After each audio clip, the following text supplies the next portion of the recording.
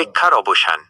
আজ থেকে শুরু হচ্ছে ক্রিকেট বিশ্বের সবচেয়ে জনপ্রিয় ফ্র্যাঞ্চাইজি লিগ আইপিএল 2026। প্রথা অনুযায়ী প্রথম ম্যাচেই মাঠে নামছে গতবারের চ্যাম্পিয়ন রয়্যাল চ্যালেঞ্জার্স বেঙ্গালুরু। বিরাট কোহলিদের সামনে প্রতিপক্ষ সানরাইজার্স হায়দ্রাবাদ। ম্যাচটি অনুষ্ঠিত হবে বেঙ্গালুরুর চিন্নাস্বামী স্টেডিয়ামে। তবে এই স্টেডিয়ামকে ঘিরে রয়েছে এক আবেগঘন স্মৃতি।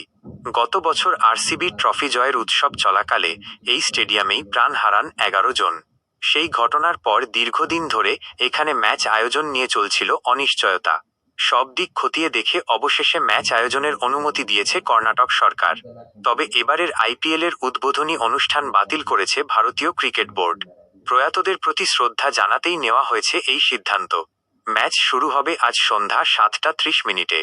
ক্রিকেট প্রেমীদের জন্য আজ থেকেই শুরু হচ্ছে উত্তেজনার নতুন অধ্যায়।